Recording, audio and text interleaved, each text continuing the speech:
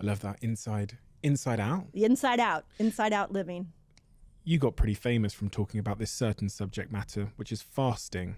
Yeah. Now, I want to talk about fasting because I've heard about it, and I'm sure here I represent a lot of my audience right now. I've heard the term fasting.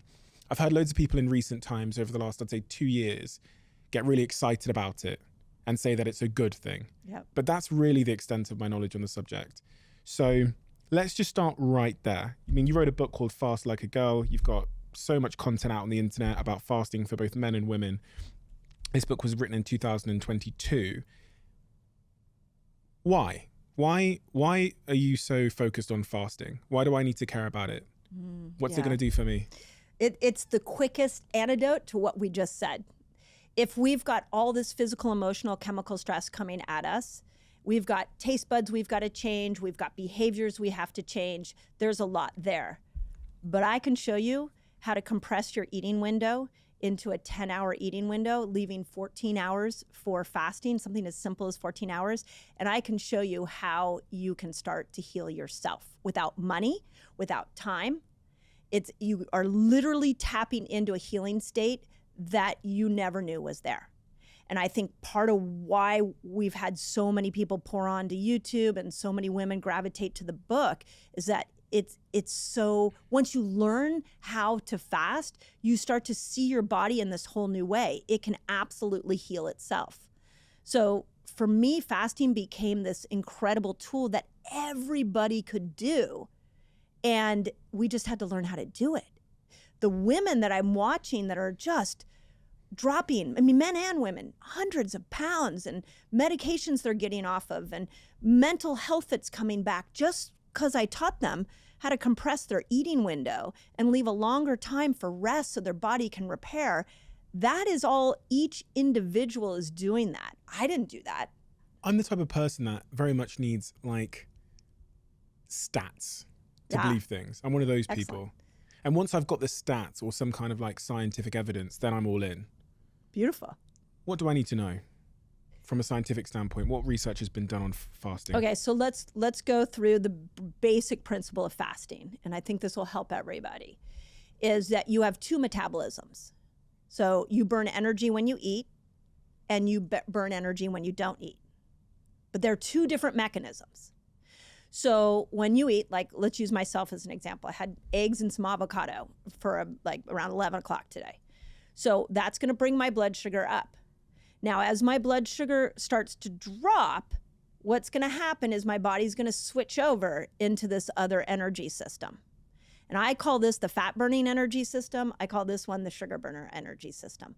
When it switches over into this fat burning energy system, it starts to make a byproduct called a ketone. And that ketone will go up into the brain and it starts to repair your brain. And what most people don't realize is your brain needs 50% ketones, 50% glucose. So you're giving a fuel source to your brain that it desperately needs, which is why people, when they fast, are like, their mental clarity goes up, their cognition improves, their brain fog goes away, because you're literally giving a fuel source to your brain that it may never have been given before. It takes about somewhere between 8 hours to metabolically switch over into this fat burning place. Okay. So if I'm doing a podcast and I want to be sharp, Yes. I shouldn't eat 8 hours before. Yes. Fuck. Did you come back in 7 hours? 7 hours? Yeah.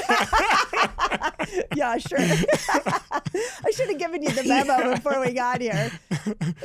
Yeah, so I think of it like a hybrid car. You know, you switch over into this fat burning place. So at 8 hours, you start to make the switch. By about 12 hours, your body's now starting to make a good dose of ketones. The brain is excited, so you're getting that mental clarity. Ketones turn off the hunger hormone. Mm-hmm. So you also, when you switch over, there's going to be a point in which you're not hungry. And that all happens at about 12 hours.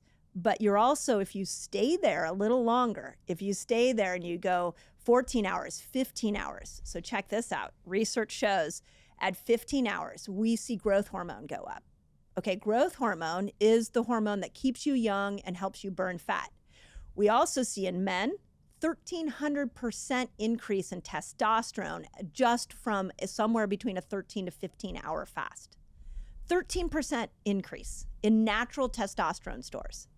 And we can explain why that happens in a moment. And then we start to see inflammation go down. So all of a sudden, if you have people who have like joints that are hurting, they start doing 15 hours of fasting every day and they're like, God, you know, my joints just don't have that same stiffness in them anymore. But if you stay in that fasted window, you keep going 17 hours, your brilliant body turns within and it goes, wait a second, no food's coming in. We better get stronger. So it literally takes the bad cells, the cells that are slowing you down, the cells that are turning into cancer, and it gets rid of those. They're called senescent cells. And it literally recycles them out of your system, and it goes into the cells that are still usable, and it makes them stronger. It fixes the intercellular parts. We call that autophagy. And that actually was if you want stats, the Nobel Prize in 2015 by a Japanese scientist, Dr. Osumi. He won the Nobel Prize in medicine and physiology for this term called autophagy. And that's when you go without food, your cells will heal themselves.